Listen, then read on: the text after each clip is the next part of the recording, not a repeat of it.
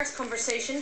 During that, they've agreed to have another conversation in due course about the details of whatever they might agree or not agree together. So at least the first conversation has had at least the positive outcome that they will talk some more. They haven't had a first conversation and found that they are not able to agree on anything. Very little detail so far, but the first opening salvos in the negotiations in this hung parliament have begun between David Cameron and Nick Clegg.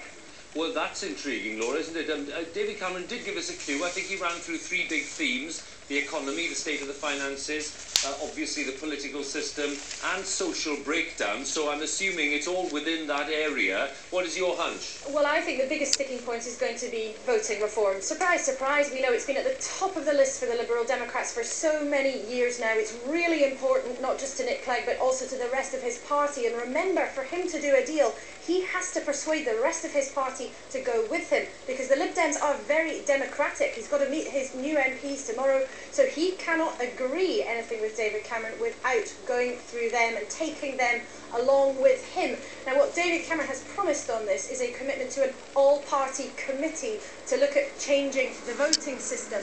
Early soundings from senior Lib Dems I've been making this afternoon is that a promise of an all-party committee on its own will not be enough. It may be a start, but it may not be enough for them to agree to doing a deal with David Cameron. There are, of course, some things the Libs and the Conservatives do agree on, things like scrapping ID cards, things like trying to make the economy more green, introducing more low-carbon jobs. But there are lots of real sticking points too, and not least the two parties' very, very different stances on Europe. There are plenty of people in David Cameron's party who are towards the Eurosceptic end of the spectrum.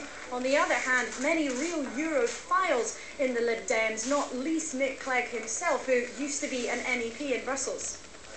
Laura, we'll be back with you a little later to